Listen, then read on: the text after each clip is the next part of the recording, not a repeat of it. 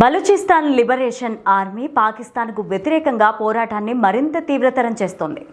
బలూచిస్తాన్ను స్వతంత్ర దేశంగా ప్రకటించేందుకు ప్రయత్నిస్తోన్న ఈ గ్రూపు తాజాగా భారత్కు మద్దతు ప్రకటించింది. భారతదేశం పాకిస్తాన్ పైన నిర్ణయాత్మక చర్యలు తీసుకుంటే తమ వంతు మద్దతు అందిస్తామని BLA విడుదల చేసిన ప్రకటనలో స్పష్టం చేసింది. ఇది భారత్కు వ్యూహాత్మకంగా ప్రయోజనకరంగా మారనుంది. అయితే పాకిస్తాన్ భూభాగంలోనే అణచివేతకు గురవుతోన్న ఓ ప్రాంతం స్వయం ప్రతిపత్తి కోసం ఇచ్చిన ప్రకటనగా దీన్ని విశ్లేషకులు భావిస్తున్నారు.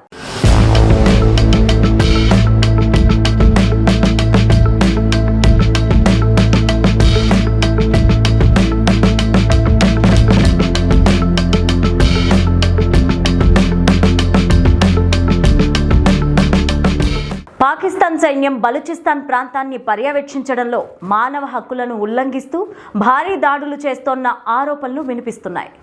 బలూచ్ ప్రజలపైన ఆర్థిక రాజకీయ వివక్షలు కొనసాగుతున్నట్లు వారు చెప్తున్నారు.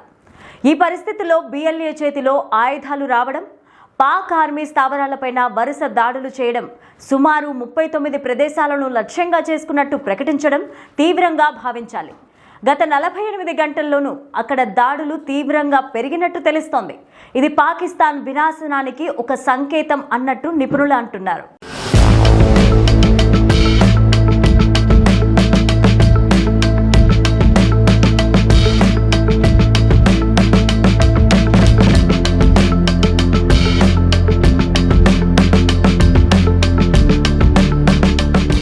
ఇదిలా ఉండగా భారత్ పాక్ మధ్య కాల్పుల విరమణ కొనసాగుతోన్న సరిహద్దుల్లో ఉద్రిక్తతలు మళ్లీ ముదిరే అవకాశాలు ఉన్నాయని విశ్లేషకులు చెప్తున్నారు.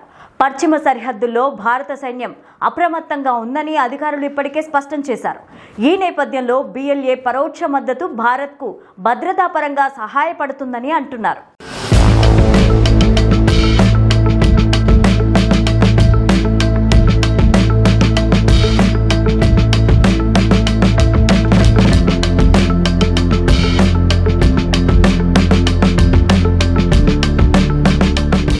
పాకిస్తాన్ ఉగ్రవాద కేంద్రంగా అభివర్ణిస్తూ ప్రపంచ దేశాలు ఆ దేశంపైన చర్యలు తీసుకోవాలని BLA పేర్కొనడం కూడా అంతర్జాతీయ స్థాయిలో చర్చనీయాంశంగా మారింది.